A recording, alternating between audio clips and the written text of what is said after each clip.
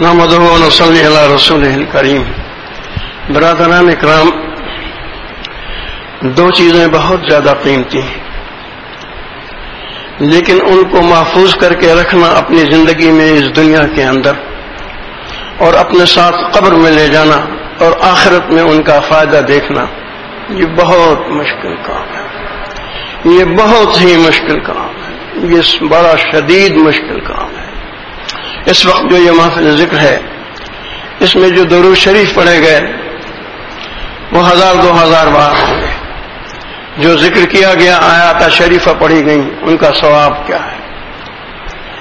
لیکن یہ جو قیمتی چیز اس محفل میں حاصل ہوئی کہ اتنے 1000 بار درود پڑھنے کا ثواب، آیات شریفہ پڑھنے کا ثواب، پھر محفل ذکر میں آنا، یہ بھی بہت اہم چیز ہے، کیونکہ مسجد نبوی میں 2 حلقے ہوا کرتے تھے، ایک علم کا حلقہ اور دوسرا ذکر کا حلقہ، اور اس لیے یہ شعائر اللہ میں سے ہے۔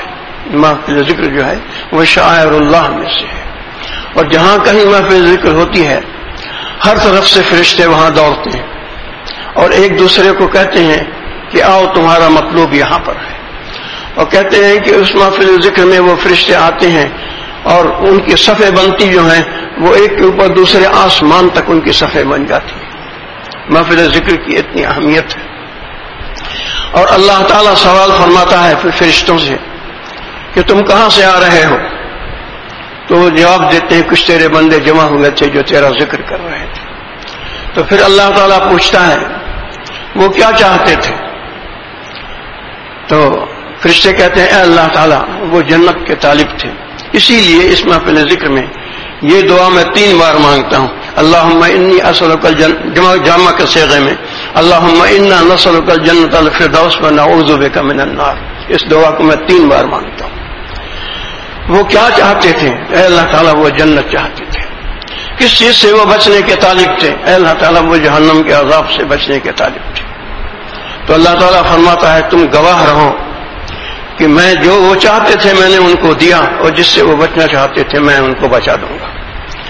پھر فرشتے کہتے ہیں کہ اے اللہ وہ سارے لوگ تو محفل میں والے نہیں تھے، ایک آدمی جو گزر رہا تھا کہیں سے، اس نے جب دیکھا محفل ذکر کا تو تھوڑی دیر کے لیے وہ بھی بیٹھ گیا۔ تو اللہ تعالیٰ فرماتا ہے کہ ان کی صحبت میں بیٹھنے والا بھی محروم نہیں رہتا، میں اس کو بھی جنت عطا کروں گا اور اس کو بھی جہنم سے عذاب کروں گا۔ تو اب اس محفل ذکر میں یہ جو فضائل حاصل ہوئے اور یہ جو ذکر کرنے کی اور آیات شریفہ پڑھنے کی قیمتی چیزیں یہاں حاصل ہوئیں، ان کو ہیرے جواہرات سمجھنا چاہیے۔ اعمال صالحہ جو ہیں، جیسے صبح آپ نے فرض نماز پڑھی، میرے پاس ایک اتنی موٹی کتاب ہے جس میں نمازی کے بارے میں احکام ہے، تو اس میں لکھا ہے کہ رکوع میں 3 بار جو سبحان ربی العظیم کہا جاتا ہے، ایک انسان اگر خلوص اور دھیان کے ساتھ اس کو پڑھ لے تو نماز کے باہر پورے قرآن مجید کے پڑھنے سے زیادہ ثواب ہے۔ رکوع کے اندر جو 3 بار سبحان ربی العظیم پڑھا جاتا ہے جو سنت، اور نماز کے باہر قرآن مجید پڑھ لینا نفل ہے، نفل سنت کا مقابلہ نہیں کر سکتی، اور سنت فرض کے برابر نہیں ہو سکتی۔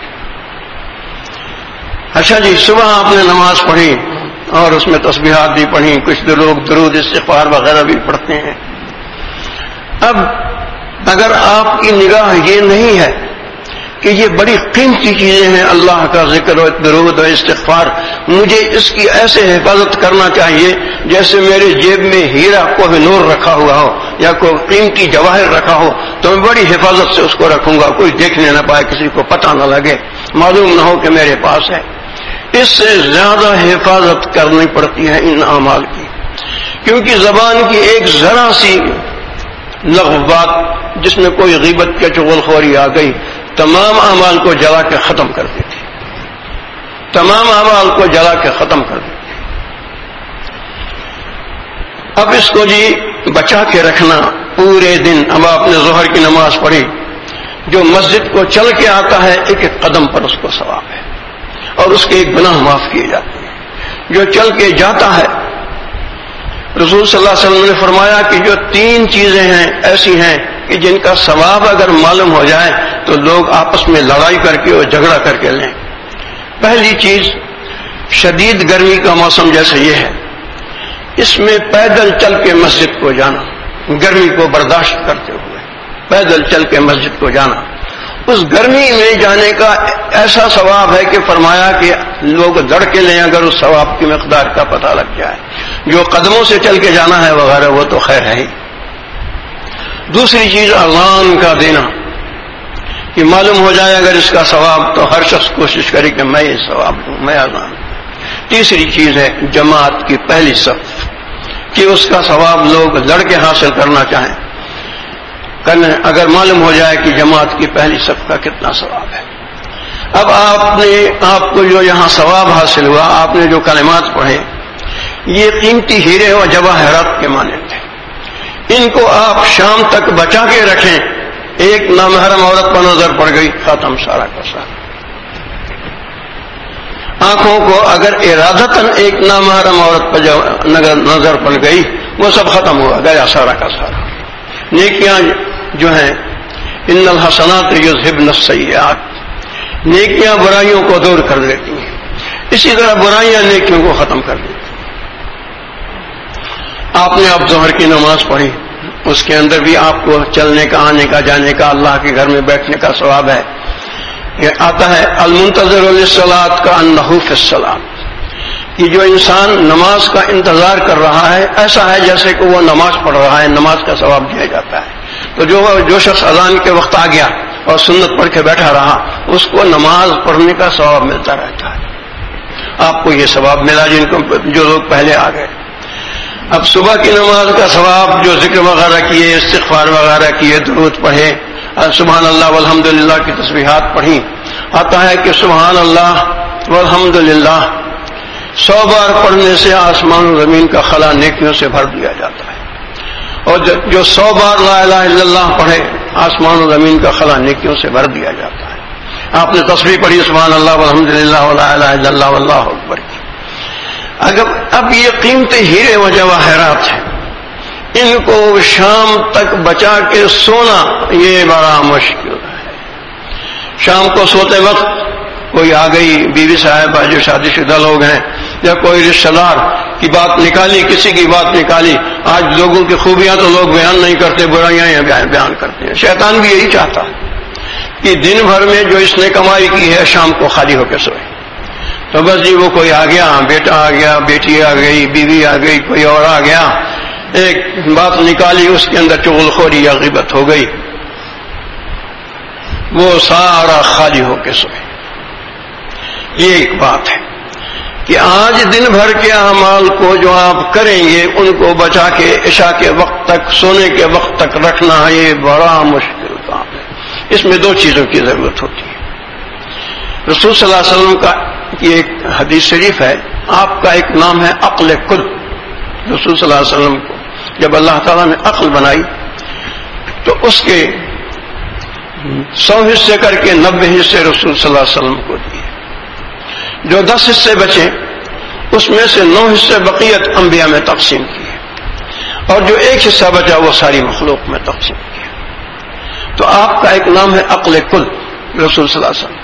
تو آپ کی ایک حدیث شریف ہے، من صمت فلہ نجا، جس نے سکوت کو اختیار کیا وہ نجات پائے گا۔ تو پہلا کام تو یہ کرنا پڑتا ہے ان اعمال، ان قیمتی ہیرے جواہرات کو بچانے کے لیے کہ بات بہت کم کرے۔ تمام انبیاء اور تمام اولیاء کثیر السکوت ہوئے، یہ لفظ جو ہے روحانیت کی کتابوں میں ملتا ہے، کثیر السکوت ہونا چاہیے، بہت کم بچنا، بہت کم بولنا چاہیے۔ امام شافعی رحمۃ اللہ علیہ چلے جا رہے تھے، ایک شخص نے ایک سوال کیا، آپ نے کوئی جواب نہیں دیا۔ بعد میں آپ کے جو ساتھ اور بھی حضرات تھے ان میں سے ایک نے پوچھا کہ اے امام، آپ نے فلاں شخص نے آپ سے سوال کیا تھا اور آپ نے کوئی جواب نہیں دیا۔ امام شافعی رحمۃ اللہ علیہ نے کہا کہ میں سوچ رہا تھا کہ اس بات کا جواب دینا بھی چاہیے کہ نہیں، یہ ایک معقول قول ہے یا ایک لغو بات ہے، میں یہ سوچ رہا تھا، اس کا جواب دینا بھی نہیں چاہیے۔ اب دوسری چیز جو بڑی قیمتی ہے، جو کہ ایسی قیمتی ہے کہ الفاظ میں بیان نہیں کیا جا سکتا، اور وہ ہے انسان کا اپنی ذات کو بدلنا شریعت و سنت کے مطابق۔ سب سے مشکل تبلیغ اور سب سے مشکل کام اپنی ذات کو بدلنا ہے، اللہ کی رضا اور رسول صلی اللہ علیہ وسلم کی اتباع کے مطابق۔ اس سے زیادہ، اس کی نسبت زیادہ آسان ہے اپنے رشتہ داروں پر، اپنے بیٹے بیوی بچوں پر تبلیغ کرنا۔ ان پر بھی بڑا مشکل ہے، بیٹے پر، بیوی پر، رشتہ داروں پر، ان پر بھی تبلیغ کرنا بڑا مشکل کام ہے۔ اور سب سے آسان ہے تبلیغ دوسروں پر کرنا، جیسے میں اس وقت کر رہا ہوں، دوسروں پر تبلیغ کر رہا ہوں۔ سب سے آسان کام ہے دوسروں پر تبلیغ کرنا، اور سب سے مشکل کام ہے اپنی ذات کو بدلنا اللہ کی رضا اور رسول صلی اللہ علیہ وسلم کی سنت کے مطابق۔ یہ ایک ایسی قیمتی چیز ہے کہ کتابوں میں آتا ہے کہ جیسے ایک شخص ہو جس کا کوئی محبوب ہو، اور اس کے محبوب نے وقت دے دیا ہو کہ وہ میں فلاں وقت آؤں گا، اور وہ دروازے پر کھڑا اپنے مکان کے اس راستے کی طرف تاک رہا ہو جس کی طرف سے اس کو آنا ہے، انتظار میں کہ کب میرا محبوب آتا ہے میری طرف۔ اسی طرح اللہ تعالی مثال کے طور پر جھانکتا ہے کہ کب میرا بندہ آتا ہے میری طرف۔ نفسانیت کو چھوڑ کر، رسم و رواج کی پرستش کو چھوڑ کر، نفس امارہ کی بات کو چھوڑ کر اللہ تعالیٰ اس طرح جھانکتا ہے، منتظر رہتا ہے کہ کب میرا بندہ پلٹتا ہے میری طرف، بدلتا ہے اپنی زندگی کو اور میری رضا اور میرے نبی حبیب کی رضا کے مطابق اپنی زندگی کو بناتا ہے۔ یہ کام بڑا قیمتی ہے اور یہ ہیرے جواہرات سے بڑھ کے ہے، کیونکہ اس کی بنا پر اللہ تعالیٰ دن میں کئی بار نظر رحمت کرتا ہے اس انسان جو اپنے کو بدلتا ہے اللہ کی رضا اور رسول صلی اللہ علیہ وسلم کی سنت کے مطابق۔ اور موت کے وقت جنت کے فرشتے، خوبصورت شکل والے جنت کے فرشتے بھیجتا ہے اللہ تعالیٰ۔ ہمارے پیر صاحب نے وفات کے وقت ان کا یہ معمول تھا، ان کو ہو گئی تھی بیماری، وہ لیٹے رہتے تھے اور اپنے نواسے کو انہوں نے چرپائی کے قریب بیٹھا لیا تھا اور وہ قرآن مجید پڑھتا رہتا تھا، وہ سنتے رہتے تھے اور کمزور بہت ہو گئے تھے۔ ایک دن وہ قرآن مجید پڑھ رہا تھا اور وہ سن رہے تھے اور اس آیت پر پہنچا، اعوذ باللہ من الشیطان الرجیم، دوسرے سپارے کی، یا ایھا الذین آمنوا استعینوا بالصبر والصلاۃ ان اللہ مع الصابرین، کہ یکایک انہوں نے ایک طرف دیکھا اور مسکرائے اور اسی مسکراہٹ کی حالت میں ان کے ہونٹ جم گئے۔ وہ جو فرشتے آئے تھے روح لینے، ایسی خوبصورت شکل کے تھے وہ جنت کے فرشتے، ان کو دیکھ کے وہ مسکرائے اور اسی طرح سے ان کا ہونٹ مسکراہٹ کی حالت میں جم گیا۔ وفات کے بعد کسی نے خواب میں دیکھا ان کو، تو دیکھا کہ قبلہ کی طرف رخ کیے قرآن مجید پڑھ رہے ہیں قبر کے اندر، قرآن مجید سے ان کو بہت محبت تھی، پڑھ رہے ہیں۔ تو جس نے خواب دیکھا تھا اس کی طرف مڑے اور رخ کر کے کہا، میری فکر مت کرو، میں بڑے مزے میں ہوں۔ تو یہ اپنے آپ کو بدل لینا اللہ کی رضا اور رسول صلی اللہ علیہ وسلم کی اتباع کے مطابق، قرآن مجید کی یہ آیت کہ اے محمد آپ کہہ دیجیے اپنے امت کے لوگوں سے، فاتبعونی یحببکم اللہ، کہ میری اتباع کرو، اللہ تعالیٰ تمہیں محبوب بنا دے گا۔ اور اتباع کس کو کہتے ہیں؟ ظاہری شباہت کو۔ ظاہر میں لباس رسول صلی اللہ علیہ وسلم سے، لباس میں، کھانے پینے میں، اٹھنے بیٹھنے میں، چلنے میں، بات کرنے میں، ملنے جلنے میں، اس میں مشابہت پیدا کرنا رسول صلی اللہ علیہ وسلم کے طریقوں کو سیرت شریف سے معلوم کر کے اس میں مشابہت پیدا کرنا، اس کو کہتے ہیں اتباع۔ باطن کی اتباع تو ممکن ہی نہیں کہ کوئی کر سکے انبیاء کرام کی، کیونکہ باطن کی چیزیں 10 ہیں، توبہ، انابت، زہد و ریاضت، ورع، قناعت، صبر، توکل، تسلیم، رضا، یہ باطن کی چیزیں ہیں۔ انبیاء کے برابر کون ہو سکتا ہے صبر کے اندر، توکل کے اندر، تسلیم کے اندر، اللہ کی رضا حاصل کے اندر، اپنے اعمال میں انبیاء کرام کے برابر کون ہو سکتا ہے، یا اولیاء کرام کے برابر کون ہو سکتا ہے؟ تو باطن نہیں، اتباع سے مراد ہے کہ ہمارے حبیب محمد صلی اللہ علیہ وسلم جیسی شکل بناؤ، چہرے پر داڑھی رکھو، لباس ان کی مشابہت کا ایسا بناؤ۔ میں نے حضور صلی اللہ علیہ وسلم کیسا کرتا پہنتے تھے اس کے لیے سیرت شریف کی کئی کتابیں پڑھی، اور مجھے مفتی محمد شفیع صاحب کی ایک کتاب میں التشبہ فی الاسلام کے اندر اس کے بارے میں تفصیل ملی۔ تو ایک میرا ہے شاگرد جس کو میں نے انجینئرنگ پڑھائی ہے، آج کل وہ رہتا ہی جدہ میں ہے وہیں پر، اس نے مجھے ایک خط لکھا، اور وہ خط 1984 میں لکھا اور میرے پاس ابھی تک محفوظ ہے، اور اس میں یہ ہے کہ امامے کی مقدار میں نے معلوم کی کہ رسول صلی اللہ علیہ وسلم کا امامہ کتنا لمبا ہوتا تھا اور کس رنگ کا پہنتے تھے، اور آپ کا کرتا کیسا ہوتا تھا۔ ویسے تو آپ تبند پہنتے تھے لیکن آپ نے پیجامے کو پسند فرمایا ہے، دوسرے صحابہ پیجامہ پہنتے تھے۔ تو اس نے مجھے خط لکھا کہ حج کرنے کے بعد مکہ شریف میں نے یہ خواب دیکھا کہ رسول صلی اللہ علیہ وسلم ایک مصلی پر تشریف فرما ہے، اور میں گیا اور جا کے میں نے آپ صلی اللہ علیہ وسلم کی پیشانی مبارک پر پوسا دیا اور سینے مبارک پر پوسا دیا۔ اس کے بعد جب آپ صلی اللہ علیہ وسلم کھڑے ہوئے تو بالکل آپ جیسا کرتا پہنے ہوئے تھے جیسا میں پہنتا ہوں۔ اصل میں چیز یہ ہے، اس خواب کی تعبیر یہ ہے کہ رسول صلی اللہ علیہ وسلم اگر کسی کی مشابہت کے ساتھ نظر آئے تو اس کے معنی یہ ہے کہ یہ شخص ان کی بارگاہ میں مقبول ہے، ان کے نزدیک پسندیدہ ہے، بس یہ معنی ہے، اس میں کسی قسم کی بے ادبی نہیں ہے۔ تو چنانچہ مجھے دیکھ کے گول کرتا میرے کئی ساتھیوں نے اپنایا ماشاءاللہ اس چیز کو۔ ایک دفعہ کی بات ہے کہ بیگم پورہ کے اندر یونیورسٹی سے قریب مسجد پڑتی ہے، تبلیغی جماعت کا کام میں کرتا تھا، گشت کرتا تھا وہاں، تو کوئی میرا ساتھ نہیں دیتا تھا۔ اس وقت میری شادی نہیں ہوئی تھی، ایک نوکر میں نے رکھ لیا تھا کھانا پکانے کے لیے، تو میں خود اور اس نوکر کو لے کے گشت کرتا تھا، بیان میں بھی کوئی نہیں بیٹھتا تھا وہاں پر۔ ایک شخص نے خواب دیکھا وہاں جس کا باپ کفری کلمات بکتا تھا، اتنا بڑا اس کے گھر کا ماحول تھا، یہ بیگم پورہ کی بات ہے یہی ہے۔ تو ایک شخص نے خواب دیکھا کہ اس مسجد کی طرف رسول صلی اللہ علیہ وسلم تشریف لا رہے ہیں، اور اس کے بعد مسجد کے دروازے سے تھوڑا پہلے اس نے دیکھا کہ رسول صلی اللہ علیہ وسلم تو اس کے بعد وہاں سے نظر نہ آئے، یعنی کہیں چلے گئے، اور جہاں اس نے دیکھا تھا رسول صلی اللہ علیہ وسلم کو وہاں دیکھا مجھ ناچیز کو کہ میں کھڑا ہوں۔ اب یہ خواب ظاہر مقبولیت کو کرتا ہے کہ یہ شخص مقبول ہے الحمدللہ رسول صلی اللہ علیہ وسلم کے بعد۔ اس کے بعد ہی اس محلے سے ایسے لوگ نکلے جو ملکوں میں گئے، اور یہاں تک وہ اتنے مقبول ہوئے کہ مکہ مکرمہ کا جو تبلیغی مرکز تھا، اب تو تبلیغی کام وہاں منع کر دیا گیا ہے، اور مدینہ منورہ کا جو تبلیغی مرکز تھا وہاں ان کو نگراں کے طور پر مقرر کیا، وہ جماعتوں کی تشکیل کرتے اور لوگوں کو بھیجتے، اور ماشاءاللہ انہوں نے اپنے لڑکوں کو بدلا، یہ کیا وہ کیا۔ تو میں آپ کو عرض کر رہا تھا کہ یہ جو ہے فاتبعونی یحببکم اللہ، کہ اے محمد صلی اللہ علیہ وسلم آپ کہہ دیجئے کہ میری اتباع کرو، مجھ سے مشابہت پیدا کرو، اللہ تعالیٰ تمہیں محبوب بنا لے گا۔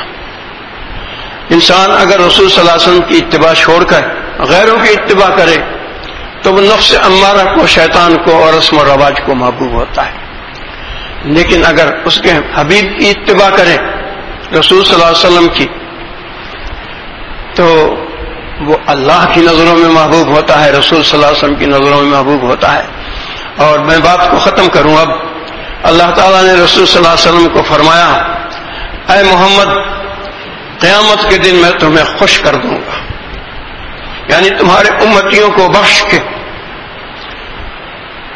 میں تمہارے امتیوں کو آسانی سے بخش کے اس دن میں تمہیں خوش کر دوں گا۔ یہ شان ہے رسول صلی اللہ علیہ وسلم کی۔ یہ آتا ہے کہ من صلی علیہ واحدا صلی اللہ علیہ عشر، کہ جو مجھ پر ایک بار درود بھیجتا ہے اللہ اس پر 10 بار درود بھیجتا ہے۔